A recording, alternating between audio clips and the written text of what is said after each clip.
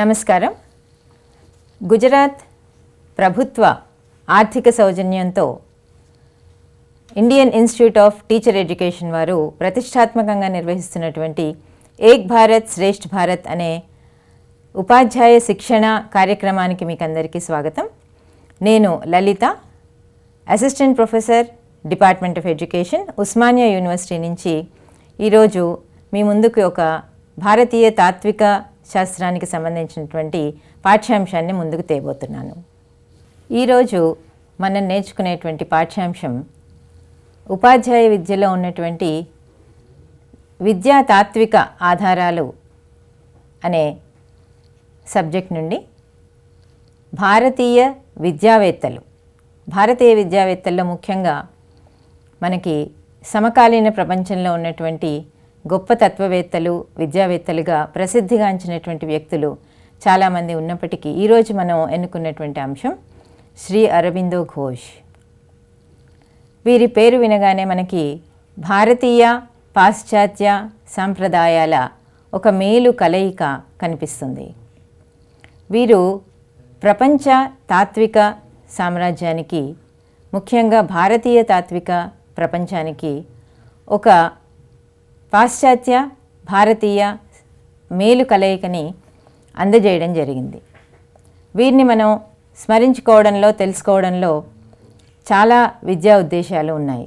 భారతీయ తత్వవేత్తల్లో మనం ముఖ్యంగా గమనించేటువంటి అంశం ఏమిటంటే, పాశ్చాత్య తత్వవేత్తల్లో ఉన్నటువంటి వర్గీకరణ మనకి ఇక్కడ కనిపించదు. అంటే భారతీయ తత్వవేత్తల్ని ఒక భావవాదిగా కానీ, ఒక ప్రాకృతికవాదిగా కానీ, లేదా ఒక వ్యావహారిక సత్తావాదిగా కానీ మనం విడదీసి చూసేటువంటి అవకాశాలు చాలా తక్కువ. ఎందుకంటే వీరు పూర్తిగా ఒక సార్వజనీన తత్వ సిద్ధాంతాన్ని ప్రపంచానికి పరిచయం చేసినటువంటి గొప్ప వ్యక్తులు. ఇందులో ముఖ్యంగా మనకి భారతీయ స్వాతంత్ర సమరం తర్వాత, భారతదేశం స్వాతంత్రాన్ని పొందిన తర్వాత తీసుకున్నటువంటి విద్యా చరిత్రలో ముఖ్యంగా కనిపించేటువంటి వారు శ్రీ అరబిందో. ఈ గొప్ప తాత్వికుల గురించి, వీరు విద్యాశాస్త్రానికి ఇచ్చినటువంటి ఎనలేని సేవని, కృషిని మనం ఈరోజు తెలుసుకునే ప్రయత్నాన్ని చేద్దాం. శ్రీ అరవిందులు ఒక గొప్ప భారతీయ తాత్వికులు. వీరు యోగి, గురువు, అలాగే జాతీయవాది కూడా. అంటే ఆయన భారతదేశ స్వాతంత్ర పోరాటంలో కీలకమైనటువంటి పాత్రను పోషించారు. ఇంకా వీరు ఒక ఆధ్యాత్మిక సాధన ద్వారా ఒక నూతన మానవ చేతనని మనకు పరిచయం చేశారు. It is known as supramental consciousness. వీరు ఒక గొప్ప విద్యావేత్త. అలాగే వీరి జీవిత చరిత్రను కనుక మనం చూసినట్టయితే వీరి జీవితంలో వైవిధ్యభరితమైనటువంటి కోణాలు మనకి పరిచయం కాబడతాయి. వీరి జీవిత చరిత్రలో కాస్త మనం వెళ్ళి చూద్దాం. ముందుగా వీరు రాసినటువంటి రచనలు చూసినట్టయితే విద్య, యోగా, వేదాంతము మరియు మానవ పరిణామం వంటి అనేక విషయాలపై లోతైన అవగాహనను వీరు అందిస్తారు. ఉపాధ్యాయులుగా శ్రీ అరవిందుల ఆలోచనలను అర్థం చేసుకోవడం మరియు వాటిని విద్యార్థులకు తెలియజేయడం, అందజేయడం మనకి చాలా ముఖ్యమైనటువంటి అంశం. ఇక వీరి జీవిత చరిత్రను మనం పరిశీలిద్దాం. శ్రీ అరబిందులు 1872 ఆగస్టు 15న కలకత్తాలో జన్మించారు. వీరి తండ్రి అయినటువంటి కృష్ణధన్ ఘోష్ ఒక వైద్యులు. వీరిని భారతీయ సాంప్రదాయానికి భిన్నంగా పాశ్చాత్య ధోరణిలో పెంచాలనేటువంటి వారి ఒక నమ్మకం వారిని భారతదేశాన్ని నుంచి దూరంగా పాశ్చాత్య సంస్కృతికి పంపించేటువంటి అవకాశాన్ని ఇచ్చింది. వారిని ఇంగ్లాండ్కి పంపించి చదువు చెప్పించే ప్రయత్నం చేశారు. అక్కడ అరవిందులు కేంబ్రిడ్జ్ విశ్వవిద్యాలయంలో ఉన్నత విద్యను అభ్యసించారు. అక్కడే వారికి లాటిన్, గ్రీక్ భాషల మీద మంచి పట్టు లభించడం కూడా జరిగింది. అలాగే ఆయన తిరిగి భారతదేశానికి 1893లో రావడం జరిగింది.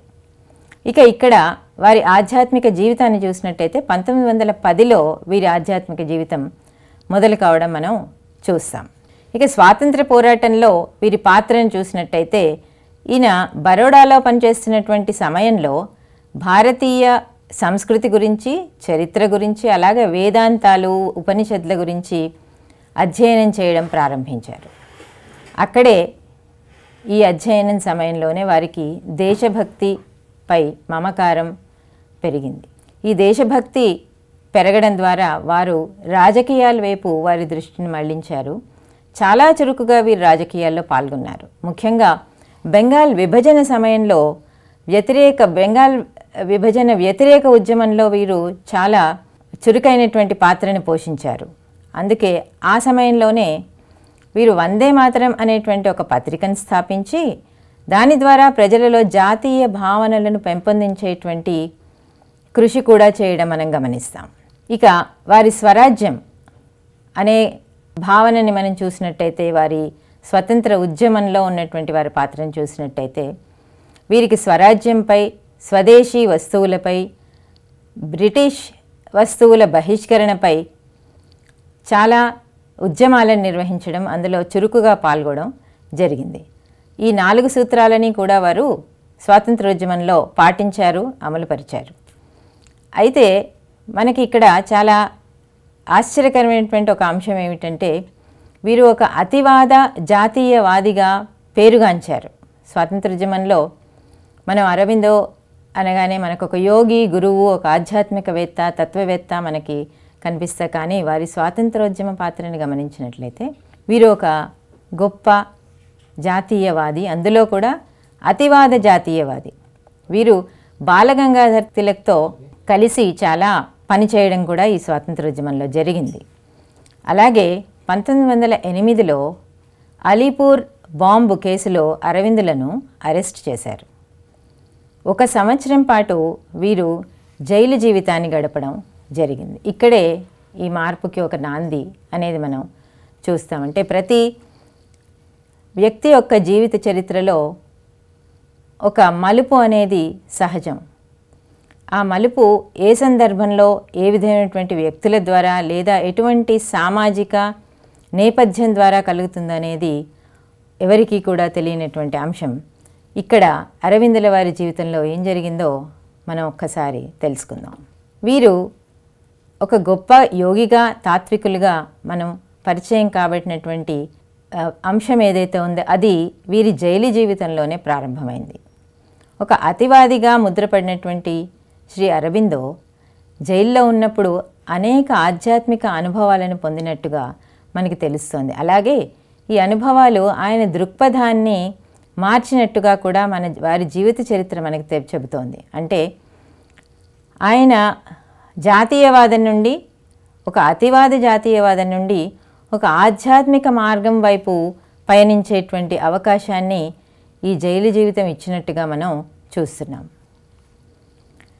వీరి దృక్పథంలో మార్పును మరికాస్త చూసినట్టయితే, వీరు ఒక రాజకీయ నాయకుడిగా, తర్వాత ఉద్యమకారుడిగా పనిచేసినప్పటికీ వారి ఆధ్యాత్మిక జీవితాన్ని ఒక యోగిగా, తాత్వికుడిగా మార్గదర్శనం ఇచ్చేటువంటి ఒక గొప్ప తాత్వికవేత్తగా మనకి దర్శనమిచ్చేటువంటి అంశం మనకి అలీపూర్ జైల్లోనే కనబడింది. వీరికి జైల్లో ఉన్నప్పుడు 1908లో వీరు జైల్లో ఉన్న సమయంలో ఆయన ఒక మలుపు కలిగింది. వారికి సందర్భంలో కృష్ణుడితో మాట్లాడుతున్నటువంటి ఆధ్యాత్మిక అనుభవాలను వారు అనుభవించారని వారి పుస్తకాలు చెప్తున్నాయి. అంటే తన చుట్టూ కృష్ణుడు ఉన్నట్టు, ఆ కృష్ణునితో తాను మాట్లాడుతున్నట్టు కూడా వారు ఎన్నో అనుభవాలని జైల్లో పొందారని తెలుసుకుంటాం. అలీపూర్ జైలు అనుభవంలో వీరు ఉన్న సంవత్సరం పాటు వారికి కలిగినటువంటి ఈ ఆధ్యాత్మిక అనుభవాలు వారి జీవితంలో ఒక మలుపుని తీసుకువచ్చాయి. వీరు ఒక దృక్పథంలో మార్పును కూడా మనం ఇక్కడే గమనిస్తాం. ఒక జాతీయవాదిగా, ఒక స్వాతంత్రోద్యమ నేతగా ముద్ర వేసుకున్నటువంటి ఒక వ్యక్తిలో జరిగినటువంటి ఒక దృక్పథ మార్పు ఇక్కడ మనం గమనిస్తాం. దీనికి తోడ్పాటు పడినటువంటివి మరికొన్ని సందర్భాలు. ఈ జైలులో గడిపిన కాలంలోనే వీరు వివేకానంద స్వామి బోధనల ద్వారా ప్రభావితులైనట్టుగా కూడా మనకి తెలుస్తుంది.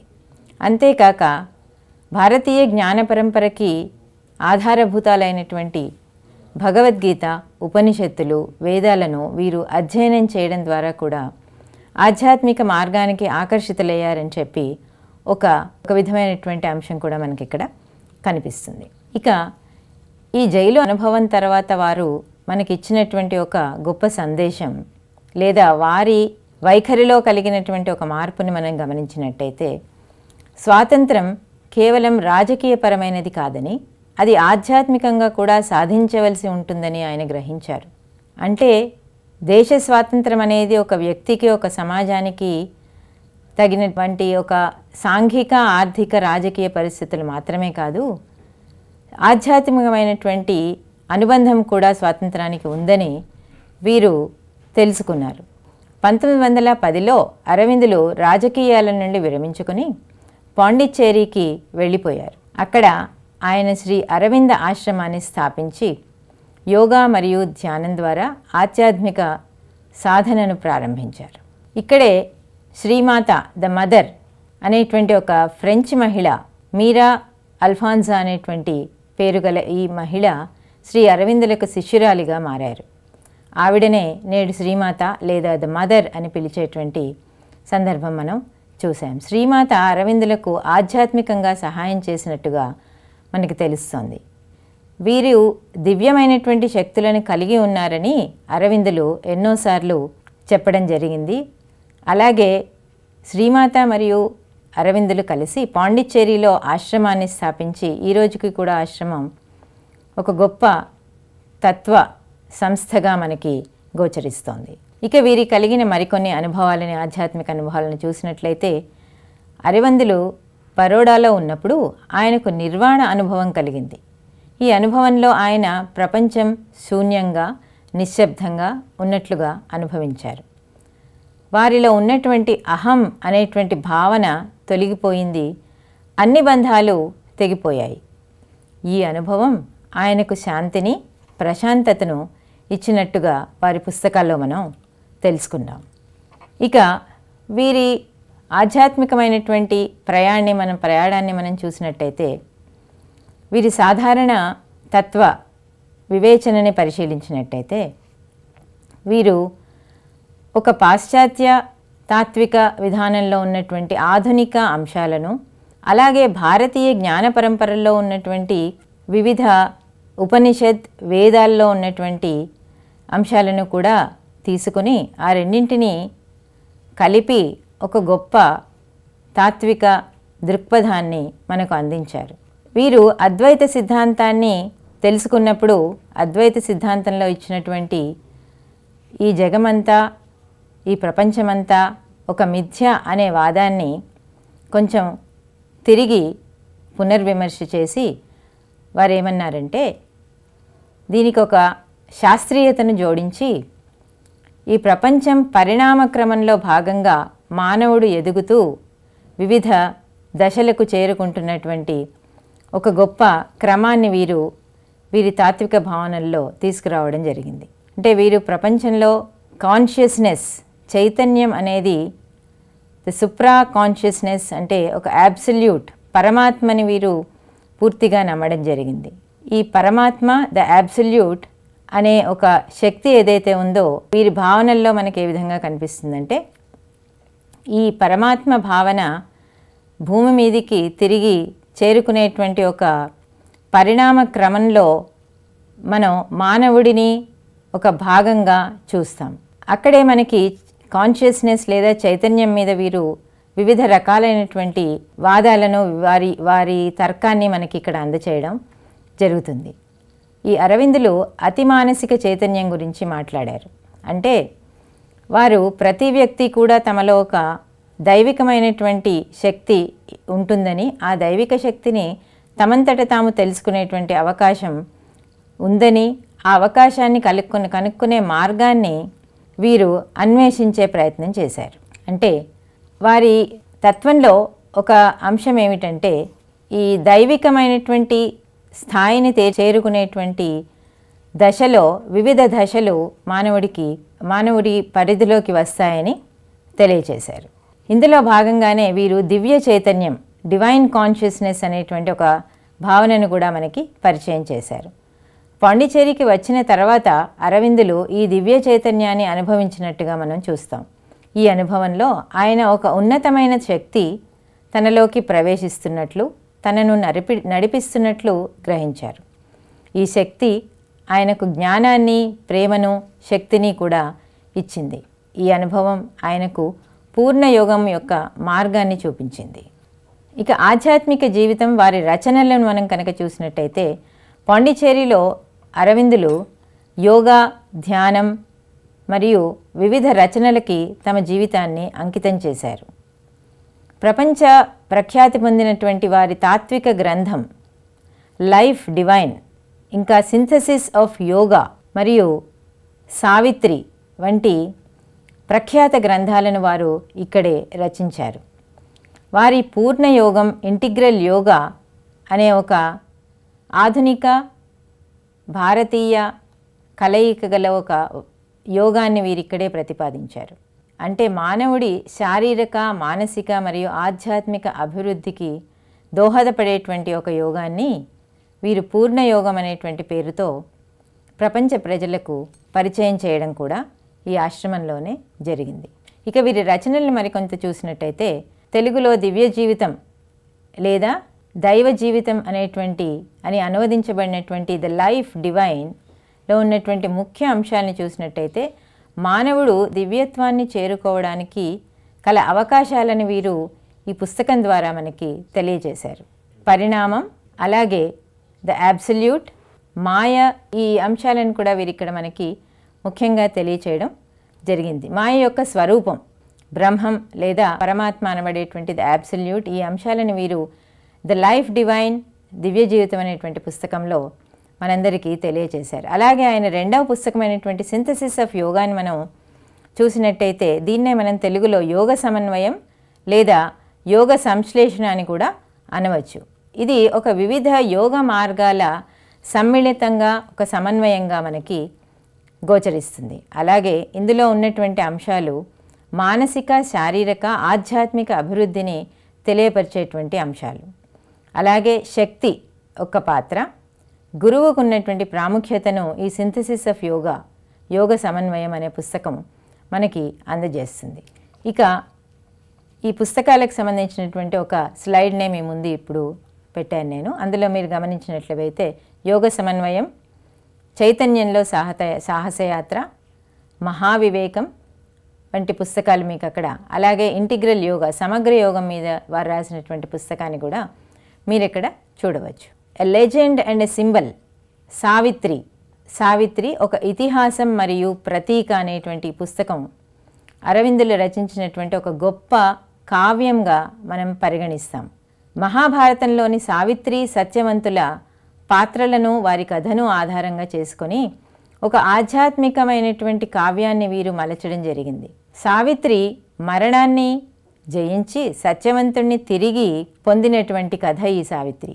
అలాగే మానవుడి మరణం మరియు అజ్ఞానంపై విజయం సాధించడానికి ఒక ప్రతీకగా ఈ కావ్యం మన ముందు నిలుస్తుంది. ఇది శ్రీ అరవిందుల ఆధ్యాత్మిక అనుభవాల సారాంశం. ఇక మనం వీరి తత్వశాస్త్రంలోకి కాస్త చూసినట్టయితే వీరు ప్రతిపాదించినటువంటి సమగ్ర యోగం అనేది కేవలం ఆధ్యాత్మిక సాధన మాత్రమే కాదు, ఇది మానవుని పరిపూర్ణ వికాసానికి ఒక నాంది. వీరి సమగ్ర యోగం మరియు విద్యాపరమైనటువంటి సూచనలు చూసినట్టయితే ఉపాధ్యాయ విద్యలో మనం తత్వవేత్తల గురించి తెలుసుకునేప్పుడు వారి కృషి విద్యకు ఏ విధంగా మనం అన్వయిస్తాం, వారు విద్యా వ్యవస్థకు ఇచ్చినటువంటి ఒక సమగ్రమైనటువంటి సేవ ఏమిటి అని చూసినట్టయితే ఇది వీరి ఇంటిగ్రల్ యోగా అని మనం తెలుసుకోవచ్చు. అంటే విద్యారంగంలో అనేక మార్గదర్శకాలను ఈ సమగ్ర మార్గం అందిస్తుంది. ఈ సమగ్ర యోగము ముఖ్యమైనటువంటి అంశాలని, వాటి విద్యాపరమైనటువంటి సూచనల్ని మనం ఇప్పుడు పరిశీలిద్దాం. సమగ్ర యోగంలో ముఖ్య అంశాల్లో మొదటిది భగవంతునితో ఏకత్వం, అంటే యూనియన్ విత్ ద డివైన్. సమగ్ర యోగం యొక్క అంతిమ లక్ష్యం భగవంతునితో ఏకం కావడం. ఇది మనస్సు, శరీరము, ఆత్మ ఈ మూడింటిని దివ్య చైతన్యంతో అనుసంధానించడం ద్వారా సాధ్యమవుతుందని ఈ సమగ్ర యోగం చెప్తోంది. ఇక రెండవ అంశం చైతన్య వికాసం, అంటే ఎవల్యూషన్ ఆఫ్ కాన్షియస్నెస్, ఇందాక మనం చెప్పుకున్నట్టుగా వారు జీవ పరిణామ క్రమాన్ని, అందులో ముఖ్యంగా మానవుడి పరిణామ క్రమాన్ని ఒక ఆధ్యాత్మికమైనటువంటి ప్రయాణంగా తెలుసుకోవడం, దాన్ని మనకు అందజేయడం జరిగింది. అయితే మానవుడు తన చైతన్యాన్ని ఉన్నత స్థాయికి పెంచుకోవాలి అని వీరు సూచించారు. భౌతిక చైతన్యం నుండి మానసిక, ఆధ్యాత్మిక చైతన్య స్థాయిలు ఎదగాలి. ప్రతి వ్యక్తి కూడా ఈ దివ్య చైతన్యాన్ని తమలో నింపుకోవాలి. ఈ చైతన్య వికాసం అనేది విద్య ద్వారానే సాధ్యమవుతుందని వారి నమ్మకం. ఇక మరొక అంశం చూసినట్టయితే ఇందులో సర్వతోముఖాభివృద్ధి అంటే ఆల్రౌండ్ డెవలప్మెంట్. వ్యక్తి యొక్క శారీరక, మానసిక, నైతిక, ఆధ్యాత్మిక అంశాలన్నింటినీ కూడా మనం అభివృద్ధి చేయాలి అనేది విద్య ద్వారానే సాధ్యమవుతుంది. కేవలం మేధోపరమైన వికాసం మాత్రమే కాకుండా ఆధ్యాత్మికమైన సమగ్రమైన అభివృద్ధిని వ్యక్తి సాధించాలి అని శ్రీ అరబిందో వారి రచనల ద్వారా, వారి విద్యా తత్వం ద్వారా తెలియజేశారు. ఇక వారి మరికొన్ని సమగ్ర యోగంలోని అంశాలను చూసినట్టయితే వీరు ముఖ్యంగా భగవద్గీతలోని ఈ కర్మయోగం, జ్ఞానయోగం, భక్తి యోగం, శారీరక యోగం, ఈ నాలుగింటిని కూడా వీరి తాత్విక విధానాల్లో మనకి ప్రతిపాదించారు. మొదటిది కర్మయోగం అంటే నిస్వార్థంగా కర్మలు చేయడం, పనిని చేయడం, ఒక పనిని ఒక యజ్ఞంలా భావించి చేయడం అనేదే కర్మయోగం. రెండవది జ్ఞానయోగం. జ్ఞానయోగంలో జ్ఞానాన్ని అన్వేషించడం, జ్ఞానాన్ని పొందడం, ఆత్మ విచారణ చేయడం ద్వారా సత్యాన్ని తెలుసుకోవడం. తర్వాతది భక్తి యోగం. భగవంతునిపై ప్రేమ, భక్తిని కలిగి ఉండడమే భక్తి యోగం. ఇక శారీరక యోగం అంటే శరీరాన్ని ఆరోగ్యంగా ఉంచుకొని దాన్ని శుద్ధి చేయడం, ఇది శారీరక యోగం. ఇక వారి యోగాన్ని మనం చూసినట్టయితే విజువల్లో మీకు అది ఎంత చక్కగా ప్రతి అంశాన్ని, మానసిక, శారీరక, ఆధ్యాత్మిక అంశాలన్నింటి కూడా కలిపి వారు వేదాంతాన్ని, ఆధునిక పాశ్చాత్య దృక్పథాలను కలిపి ఒక సమగ్ర యోగాన్ని మన ముందుకు ఏ విధంగా పెట్టారో ఈ విజువల్ ద్వారా మీరు గమనించవచ్చు. ఇక శ్రీ అరవిందులు సమగ్ర యోగం ద్వారా విద్యారంగంలో ఎన్నో విప్లవాత్మకమైనటువంటి మార్పులను తీసుకువచ్చేటువంటి సూచనలు చేశారు. వాటిలో కొన్ని సమగ్ర విద్యా విధానం అంటే ఇంటిగ్రల్ ఎడ్యుకేషన్ సిస్టమ్.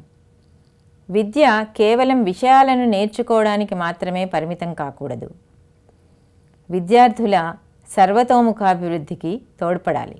అలాగే వ్యక్తిగత శ్రద్ధ, ప్రతి విద్యార్థికి ప్రత్యేక శ్రద్ధ అవసరం.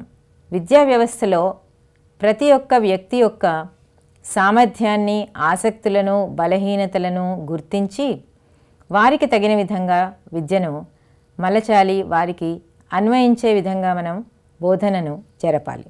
ఇక మరొక సూత్రాన్ని వీరి ప్రతిపాదించినటువంటి సూత్రాన్ని చూసినట్టయితే అనుభవపూర్వక అభ్యాసం అంటే ఎక్స్పీరియన్షియల్ లెర్నింగ్. విద్యార్థులు జ్ఞానాన్ని తమ అనుభవాల ద్వారా నేర్చుకునేలా విద్యా వ్యవస్థని మనం తయారు చేయాలి. అంటే కేవలం పుస్తకాలకే పరిమితం కాకుండా ప్రాక్టికల్ నాలెడ్జ్ ఉండేటువంటి చర్యల్ని విద్యా వ్యవస్థ తీసుకోవాలి. అలాగే నైతిక విద్య, విద్యార్థులలో నైతిక విలువలను పెంపొందించేటువంటి అవకాశాలను మనం విద్య ద్వారా కలగజేయాలి. నిజాయితీ, దయ, కరుణ, ప్రేమ వంటి సద్గుణాలను వారిలో అలవరచాలి. ఇక ఆధ్యాత్మిక విద్య, వీరి ఆధ్యాత్మిక విద్య విద్యార్థులను ఆధ్యాత్మిక విషయాలపై అవగాహన పొందగలిగే వారిగా మనం వారిని తయారు చేయాలంటే ఉపాధ్యాయులందరూ కూడా ఆధ్యాత్మిక అవగాహనను ఒక తప్పనిసరి అంశంగా వారి బోధనా పద్ధతుల్లో, బోధనా విధానాల్లో కలుపుకోవాలి. దాని ద్వారా బోధనను జరపాలి. దానిలో భాగంగా ధ్యానం, యోగా వంటి అంశాలను వారు తెలుసుకునేలా నేర్పించాలి. ఇక అరవిందుల వారి మరొక ప్రధాన విద్యా సూత్రం స్వీయ అభ్యాసం, సెల్ఫ్ లెర్నింగ్. విద్యార్థులు తమంతట తాము నేర్చుకునేలా వారిని ప్రోత్సహించాలి, వారిలో స్వీయ క్రమశిక్షణను పెంపొందించాలి. ఇక గురువు యొక్క పాత్రకు వచ్చినట్టయితే అరవిందులు గురువుని కేవలం బోధకుడుగా మాత్రమే చూడరు. గురువు అనేవారు ఒక మార్గదర్శకుడు, ఒక స్నేహితుడు, ఇంకా ఒక తత్వవేత్తగా ఉండాలి. వీరు విద్యార్థులకు స్ఫూర్తిని ఇచ్చే వ్యక్తిగా ఉండాలని అరవిందులు సూచించారు. ఇక వారి విద్యా విధానంలో మనకి భారతీయ సంస్కృతి పట్ల ఉన్నటువంటి ఒక మక్కువ కూడా ఇక్కడ కనిపిస్తుంది. ప్రతి విద్యార్థిని భారతీయ సంస్కృతికి, సాంప్రదాయాలకు దగ్గర చేయాలని వీరు మనకు ప్రతిపాదించారు. మన దేశ గొప్పతనాన్ని వారందరికీ తెలియచేయాలని కూడా వీరు భావించారు. ఇక వారి విద్యా దృక్పథాల్లో ఉన్నటువంటి ఒక గ్లోబల్ పర్స్పెక్టివ్ గురించి మనం చూసినట్టయితే, ప్రపంచ దృష్టి, విద్యార్థులకు ప్రపంచం గురించి అవగాహన కలిగించాలి, ఇతర సంస్కృతులను గౌరవించేటువంటి ఒక విలువను మనం నేర్పించాలి. ఇక మరికొంత వీరి విద్యా విధానం పట్ల మనం దృష్టిని సారించినట్లయితే, అరవిందులు విద్యను ఒక వ్యక్తికి సంపూర్ణ అభివృద్ధికి మార్గంగా భావించారు. ఆయన విద్యా విధానం ఈ కింది విషయాలైనటువంటి అంశాలను కలిగి ఉంటుంది. ఒకటి, సంపూర్ణ విద్య. అరవిందుల దృష్టిలో విద్య అంటే ఏదో ఒక దృక్కోణానికి మాత్రమే సంబంధించింది కాదు. ఇందులో పరిపూర్ణమైనటువంటి అంశాలను మనం వారికి అందజేయాలి. ఇందులో భాగంగా కేవలం జ్ఞానాన్ని సంపాదించడం మాత్రమే కాకుండా శరీరం, మనసు మరియు ఆత్మని అభివృద్ధి చేసేటువంటి అంశాలని మనం విద్యలో కలపాలి. విద్య అంటేనే ఈ అన్ని అంశాలను అభివృద్ధి చేసేటువంటి ఒక సాధకంగా మనం చూడాలి. అలాగే వ్యక్తిగత శ్రద్ధ. ప్రతి విద్యార్థికి ప్రత్యేకమైనటువంటి అవసరాలు ఉంటాయి, ఆసక్తులు ఉంటాయి. వాటిని కూడా మనం తప్పకుండా గమనించాలి. వాటి ఆధారంగా విద్యను అందించాలి. ఇక మరొక అంశం అరవిందుల విద్యాతత్వంలో సృజనాత్మకత. విద్యార్థులలో సృజనాత్మకతను పెంపొందించాలి. వారి ఆలోచన విధానాన్ని వారికి వ్యక్తీకరించేలా మనం అనుభవాలను కలుగచేయాలి.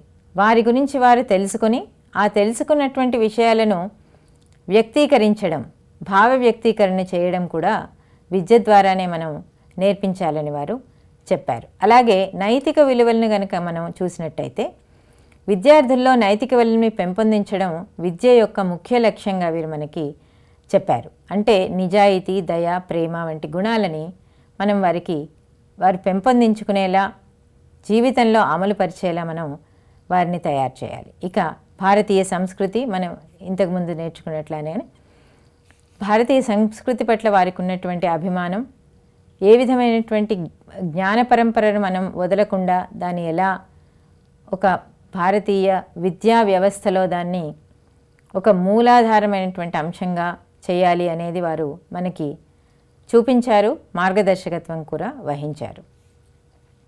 ఇక వారి పాండిచ్చేరి ఆశ్రమం గురించి మనం తెలుసుకున్నట్టయితే, అందులో వారి పాత్ర మరియు విద్యా సంస్థలను వారు ఏ విధంగా ప్రతి విద్యా సంస్థలను వారు స్థాపించి వాటిని ఏ విధంగా విద్యా విధానాలకు అనుగుణంగా మలచారో ఇక్కడ మనం గమనిస్తాం. ఈ పాండిచ్చేరి ఆశ్రమంలో శ్రీ అరబిందో వివిధ విద్యా సంస్థలను ప్రతిష్టాపించడం జరిగింది.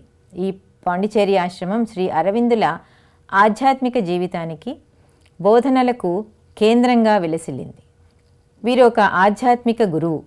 అంటే వీరి ఆశ్రమంలోని సాధకులకు ఆధ్యాత్మిక మార్గదర్శనం చేశారు. వారికి సమగ్ర యోగం పట్ల ఒక అవగాహనని కలిగించి బోధించారు శ్రీ అరబిందో.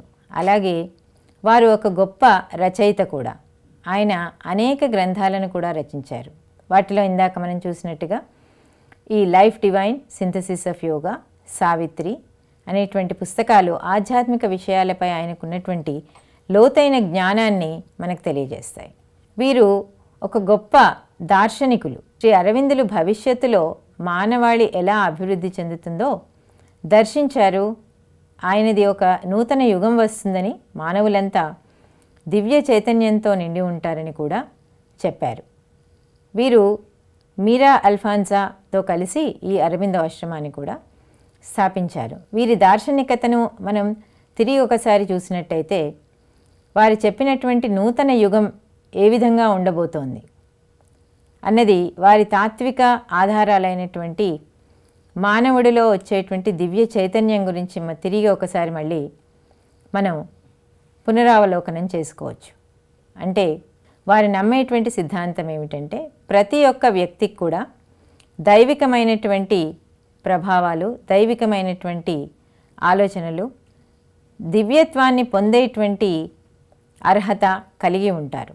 ఏ వ్యక్తి కూడా ఇటువంటి ఈ దివ్య చైతన్యాన్ని పొందలేనటువంటి వారు ఎవరూ ఈ లోకంలో ఉండరని వారి విశ్వాసం.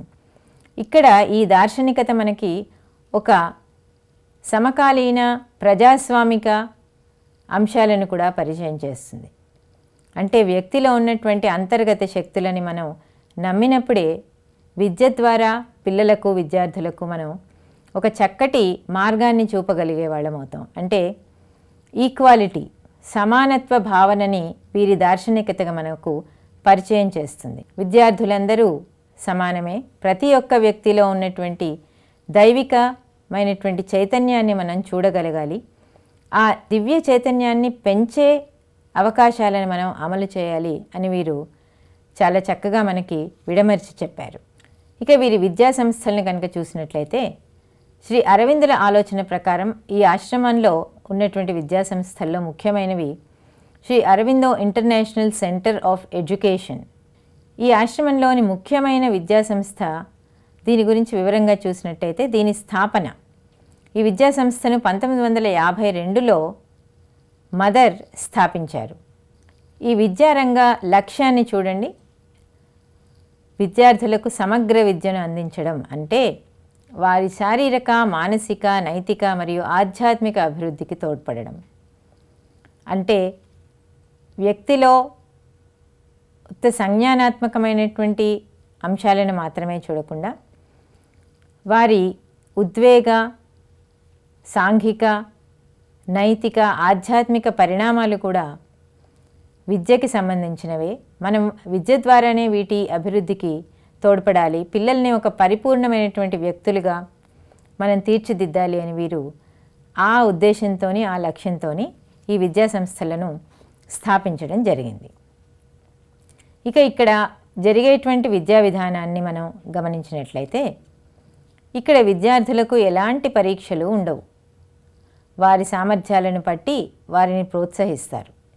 స్వీయ అభ్యాసానికి ఎక్కువ ప్రాధాన్యత ఇస్తారు. అంటే అంతర్గతంగా ప్రతి వ్యక్తిలో ఉన్నటువంటి ఈ దివ్య చైతన్యాన్ని తెలుసుకునే అవకాశంలో భాగంగా ఈ విద్యా వ్యవస్థలు వారి వారి పాఠ్య ప్రణాళికల్ని సృష్టించుకుంటాయి.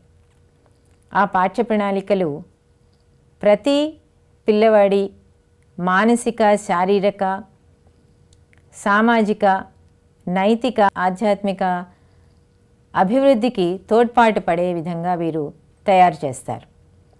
ఈ విద్యా సంస్థల ద్వారా వీరు ఒక సార్వజనీన, విశ్వజనీనత కలిగినటువంటి విద్యా వ్యవస్థని ప్రపంచానికి పరిచయం చేయడం, దాన్ని అమలు చేసి వీరు ఒక తత్వవేత్తగా మాత్రమే కాకుండా వారి తత్వ విధానాలను, విద్యా తత్వాన్ని ప్రపంచానికి తెలియజేసేటువంటి ఒక పాఠశాలను స్థాపించి దానిలో వీరి విద్యాతత్వాన్ని అమలుపరిచి అందులో ఆ అమలుపరిచినటువంటి అభ్యాసాల ద్వారా మనకి వారు ఈ తత్వశాస్త్రాన్ని ఎలా జరుగుతుందో కూడా మనకి చూపించారు. ఇక వారి విద్యా విధానంలో ప్రాధాన్యత చూసినట్టయితే మనకి ఈ స్వీయ అభ్యసన, పిల్లలు తమంతట తాము ఏ విధంగా అంశాలను తెలుసుకోవాలి, నేర్చుకోవాలనేటువంటి వాటి మీద వారి విధానం అమలుపరచబడి ఉంటుంది. ఇక ఇక్కడ చూస్తే మనం వారి ఏ విధమైనటువంటి విషయాలని పిల్లలు నేర్చుకుంటారు ఈ సంస్థల్లో అని చూసినట్టయితే వివిధ రకాల సబ్జెక్టులను వీరు బోధిస్తారు. అందులో సైన్స్, మ్యాథ్స్, లాంగ్వేజెస్, అలాగే ఆర్ట్స్, స్పోర్ట్స్ మరియు యోగా అనేవి కూడా భాగంగా మనకు కనిపిస్తాయి. అంటే ఇది ఒక అన్ని సర్వతోముఖాభివృద్ధికి తోడ్పడేటువంటి 5 అంశాలని కూడా మనకి ఇక్కడ వీరు పరిచయం చేయడం జరుగుతుంది. అలాగే గురువుల యొక్క పాత్రను చూసినట్టయితే వీరు గురువులు ఎప్పుడూ కూడా విద్యార్థులకు స్నేహితులుగా, మార్గదర్శకులుగా ఉండాలని, వారు స్ఫూర్తిని నింపేటువంటి వ్యక్తులుగా సమాజంలో మెలగాలని అరవిందులు చెప్పారు. ఇక ఇతర విద్యా కార్యక్రమాలు, ఆశ్రమంలో పిల్లల కోసం అనేక ఇతర విద్యా కార్యక్రమాలను కూడా వీరు నిర్వహిస్తారు. అందులో ఆటలు, పాటలు, నృత్యాలు, చిత్రలేఖనం వంటి వాటిలో శిక్షణ కూడా ఇవ్వడం జరుగుతుంది. అంటే విద్య, చదువుకోవడం అనేది పిల్లలకు ఒక చక్కటి అనుభూతిని, అనుభవాలని ఇచ్చే మాధ్యమంగా ఉండాలి. వారి ప్రతి అవసరం, ప్రతి ఆసక్తి, ప్రతి అభిరుచిని మనం విద్య ద్వారానే వారికి అందజేసేటువంటి అవకాశాలను ఈ పాఠశాల కల్పించాలి అనేటువంటి ఒక నవీన ఆధునిక దృక్పథం ఈ పాఠశాల వ్యవస్థలో కనిపిస్తుంది. ఇక మీ ముందున్నది అరవిందుల వారి పాండిచ్చేరిలో పెట్టినటువంటి ఒక ఆశ్రమ పాఠశాల దృశ్యం. ఇక్కడ మీరు చూస్తున్నారు ఎంత చక్కటి వాతావరణం ఈ పాఠశాలలో కనిపిస్తుందో. ఇటువంటి పాఠశాలను స్థాపించినటువంటి ఒక గొప్ప వ్యక్తిగా మనకి అరవిందో కనిపిస్తారు. పాండిచ్చేరి ఆశ్రమం శ్రీ అరవిందుల ఆధ్యాత్మిక కేంద్రంగా మాత్రమే కాకుండా ఒక విద్యా కేంద్రంగా కూడా అభివృద్ధి చెందింది. ఇక్కడ విద్యార్థులకు సమగ్ర విద్యను అందించి వారిని ఉత్తమ పౌరులుగా తీర్చిదిద్దుతున్నారు. శ్రీ అరవిందుల ఆలోచనలను ప్రపంచానికి చాటి చెప్తున్నారు. ఇవి మన దేశంలో మాత్రమే కాకుండా వివిధ దేశాల్లో కూడా వీటి శాఖలు విస్తరించి ఉన్నాయి. ఈ సూత్రాలను కూడా మీరు చూసినట్టయితే మనకి నథింగ్ కెన్ బీ టాట్, అంటే ఏది కూడా మనం పిల్లలకి బోధించలేం అనేటువంటి మొదటి సూత్రం. ఇది అరవిందులు ప్రస్తావించినటువంటి సూత్రం. ఇక్కడ పూర్తిగా వారి తాత్విక దృక్పథం, విద్యా దృక్పథం మన ముందుకి ఆవిష్కరించబడుతుంది. అంటే పిల్లలకి ఏమీ బోధించలేమంటే దీనిలో అంతర్లీనంగా ఉన్నటువంటి ప్రధాన సూత్రం, వారు ఏదైనా కూడా స్వయంగా అభ్యసించాలి. మనం చెప్పి చేయించడం అనేది ఎప్పుడూ కూడా వారికి ఉపయోగపడదు. తమంతట తాము తెలుసుకొని వారంతట వారు ఆ అభ్యసన క్రమంలో అనుభూతులని ఆస్వాదించి ఆహ్లాదకరంగా వారు తెలుసుకున్నప్పుడే నేర్చుకోవడం లేదా అభ్యసనం సాధ్యమవుతుందని వీరి దృక్పథం మనకి తెలియజేస్తుంది. అలాగే the mind has to be consulted in its own growth, అంటే వీరి అభివృద్ధి ప్రక్రియల్లో వారినే మనం సంప్రదించాలి. అంటే ఇక్కడ పిల్లలకు ఉన్నటువంటి వివిధ ఆసక్తులను, అభిరుచులను, వారి అవసరాలను మనం ఉపాధ్యాయులుగా గుర్తించాలి. గుర్తించి వాటిని తెలుసుకొని వాటికి అనుగుణంగా వారు ఏ విధంగా అభ్యసనం చేయాలనుకుంటున్నారో తెలుసుకొని దానికి సరిపడినటువంటి బోధనా శాస్త్రాన్ని మనం అధ్యయనం చేసి ఆ విధమైనటువంటి అభ్యసన వాతావరణాన్ని వారికి కల్పించాలని ఈ సూత్రం చెప్తుంది. అంటే ఏదైనా కూడా పిల్లలు వాళ్ళంతట వాళ్ళే నేర్చుకోవడానికి మనం వారినే అడిగి తెలుసుకోవాలని వీరి ఉద్దేశ్యం. ఇక మూడవది చూసినట్టయితే to work from the near to the far, from that which is to that which shall be. ఇది మనకు అందరికి కూడా తెలిసినటువంటి సూత్రమే. అంటే మనకు తెలిసిన దాని నుంచి తెలియని దాన్ని వారికి పరిచయం చేయాలి. అంటే వీరందరికీ ఉన్నటువంటి జ్ఞాన సముదాయాన్ని, పిల్లల్లో ఉన్నటువంటి ముందుగానే ఉన్నటువంటి జ్ఞానాన్ని అనుసరించి దానిపై కొత్త జ్ఞానాన్ని మనం వారికి అందిస్తూ ఈ రెండింటిని సమన్వయపరిచేలా విద్యా బోధనా పద్ధతులు ఉండాలి అని ఈ ప్రధాన సూత్రం మనకి తెలియజేస్తోంది. ఇక ఉపాధ్యాయులుగా మీరు చేయవలసినవి ఏమిటి? ఈ అరవిందుల తాత్విక దృక్పథం ఏ విధంగా అయితే విద్యా తత్వంగా మారిందో, వారి నమ్మినటువంటి సిద్ధాంతాలను వారు ఏ విధంగా అమలుపరిచారో, అమలుపరిచి ఒక పరిణితి చెందినటువంటి తాత్వికవేత్తగా ఇచ్చినటువంటి ఈ పాఠశాలల ద్వారా మనకి కొన్ని రుజువులు వీరు కూడా తెలియచేశారు. అంటే అమలుపరిచినటువంటి కార్యక్రమాలన్నీ కూడా ఈ ఇంటిగ్రల్ యోగా పద్ధతులు కానివ్వండి, వారు పాఠశాలలో అన్వయించుకుంటున్నటువంటి నూతన దృక్పథాలు, ఆధునిక పోకడలు, విలువల నుంచి పక్కకి వెళ్లకుండా భారతీయ సంప్రదాయాలు, భారతీయ జ్ఞాన పరంపరని అమలు చేస్తూ ఒక వ్యక్తిని పరిపూర్ణంగా అభివృద్ధి చెందించేటువంటి అంశాలని వీరు మనకి చక్కగా తెలియచేశారు. ఈ స్ఫూర్తిని మనం తీసుకోవాలి. టీచర్లుగా మనం స్ఫూర్తిని తీసుకొని వీరి విధానాలని అధ్యయనం చేయాలి. ఈ విధానాల్లో ఏ విధంగా పిల్లలు లాభపడుతున్నారు అనేది కూడా మనం గమనించాలి.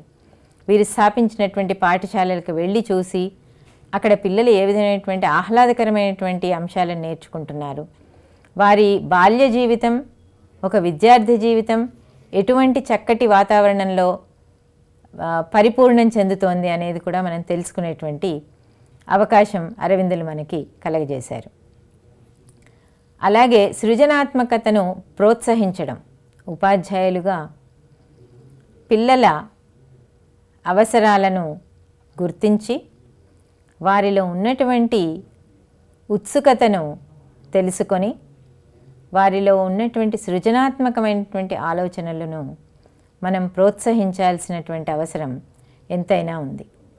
దీన్ని మనం కొత్త నూతన జాతీయ విద్యా విధానం 2020కి జోడించినట్లయితే వారు ప్రతిపాదించినటువంటి క్రిటికల్ థింకింగ్ స్కిల్స్ అనేటువంటి అంశాన్ని మనం ఇక్కడ తెలుసుకోవచ్చు. అంటే ఈ సృజనాత్మకత పిల్లలలో మనం బయలుపరచాలి, వారు వ్యక్తీకరించాలి అంటే వారికి ఒక చక్కటి పాఠశాల వాతావరణాన్ని మనం కల్పించాలి.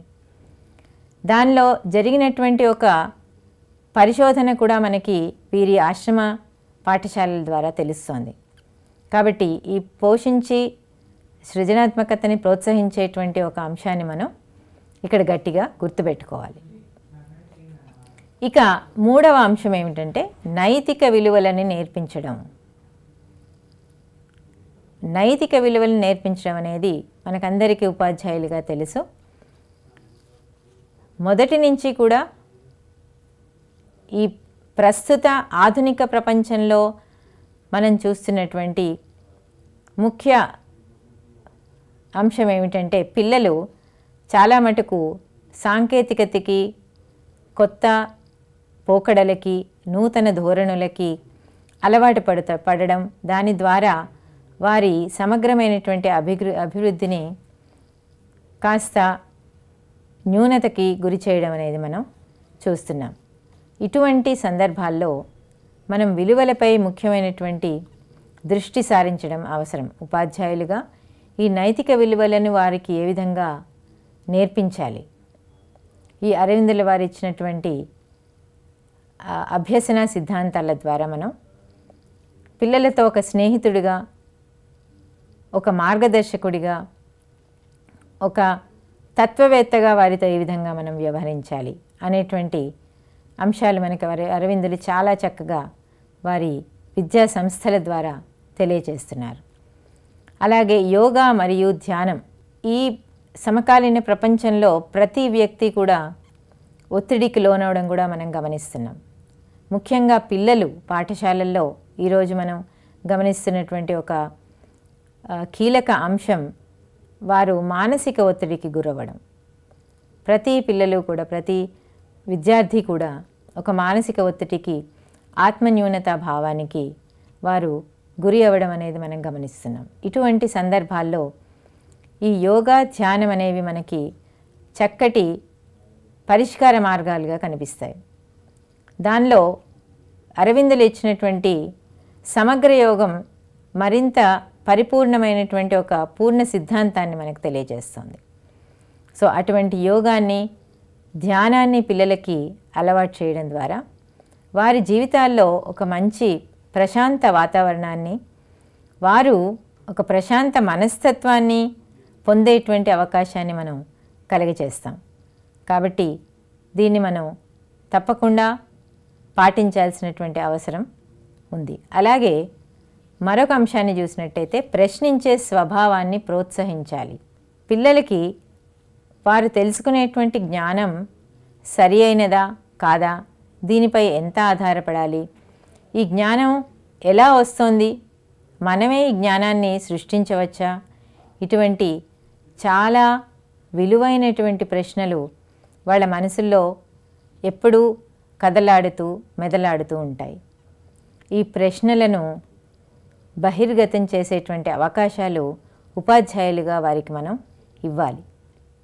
వారు మనని అడిగేటువంటి అవకాశాన్ని మనం వారికి ఇస్తే వారు స్వీయ వ్యక్తీకరణకు కూడా ప్రోత్సహించిన వాళ్ళం అవుతాం.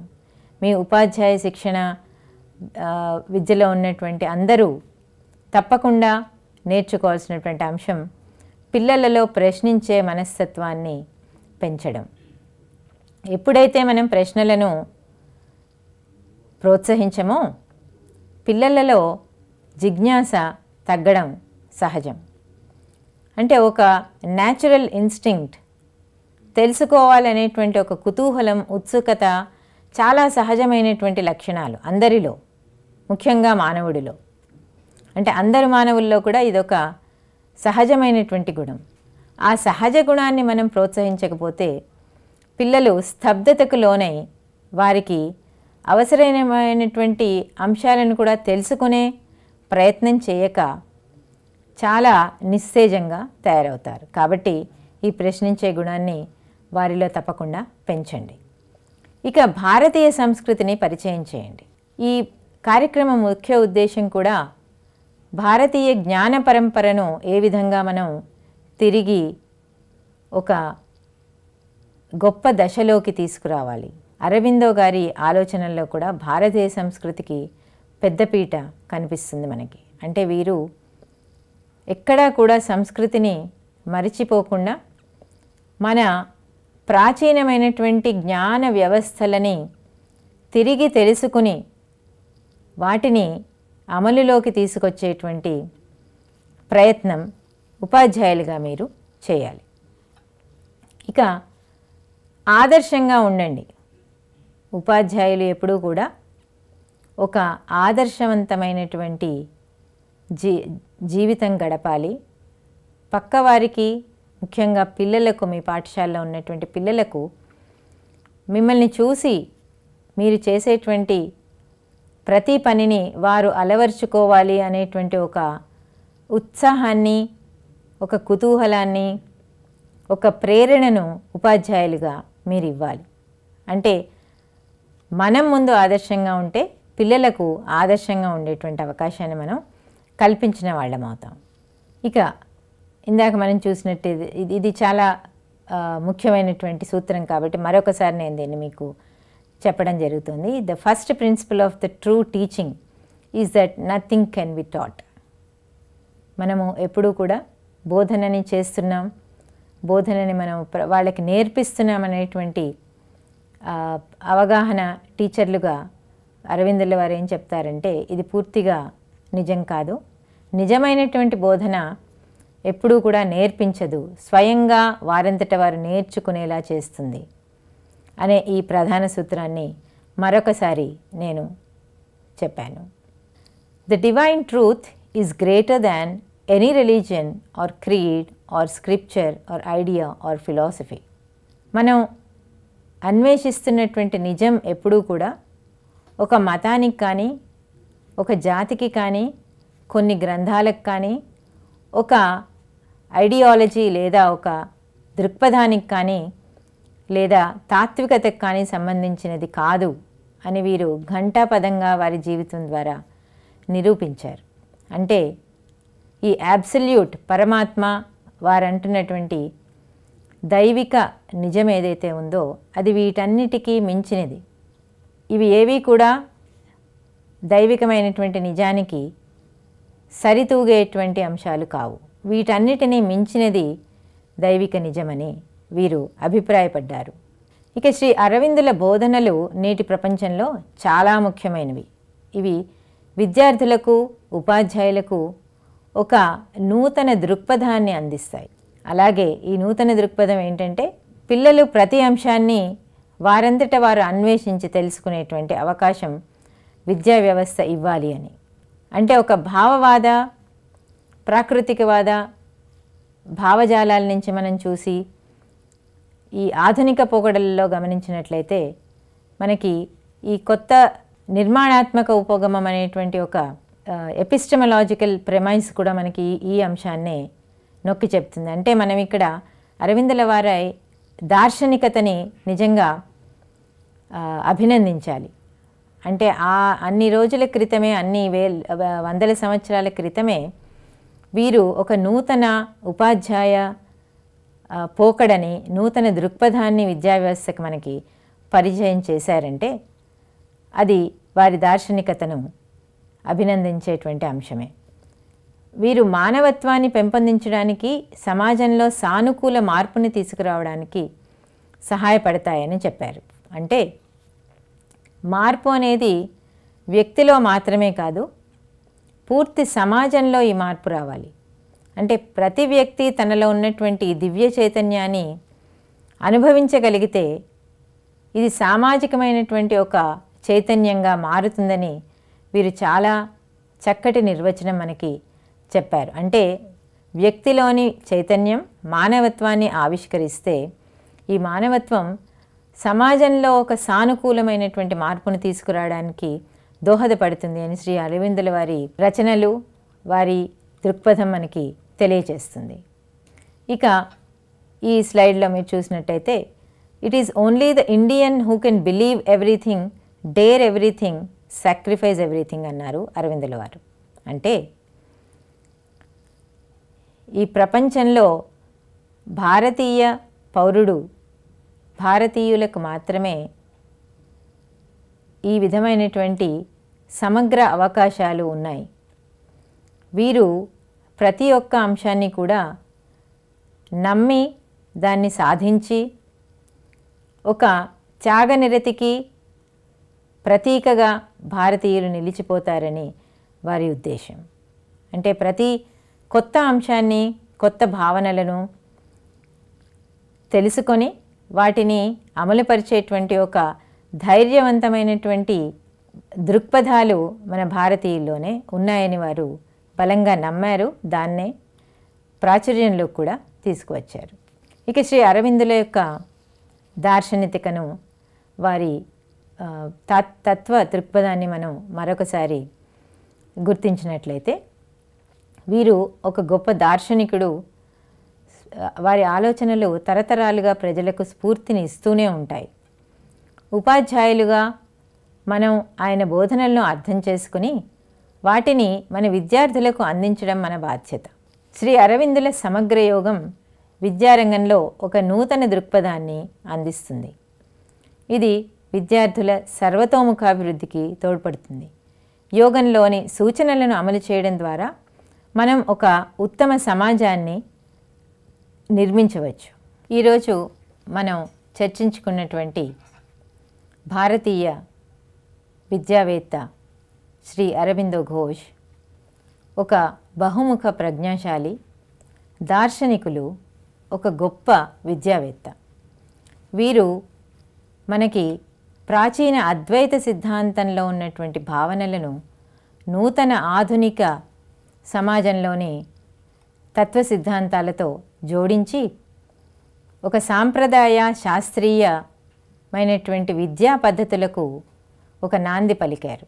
ఈ మేలు కలయిక మనందరికీ కూడా ఒక మార్గదర్శకత్వాన్ని ఖచ్చితంగా కల్పిస్తుంది. ఉపాధ్యాయ శిక్షణ విద్యలో ఉన్నటువంటి మీరందరూ శ్రీ అరబిందో గారి ఇంటిగ్రల్ యోగా, పూర్ణ యోగం అనేటువంటి ఈ విద్యా బోధన తత్వాన్ని చక్కగా అవగాహన చేసుకుని వారి విద్యా దృక్పథాలను అలవరుచుకుని చక్కటి ఉపాధ్యాయులుగా మీరు తయారవుతారని ఆశిస్తూ నమస్కారం.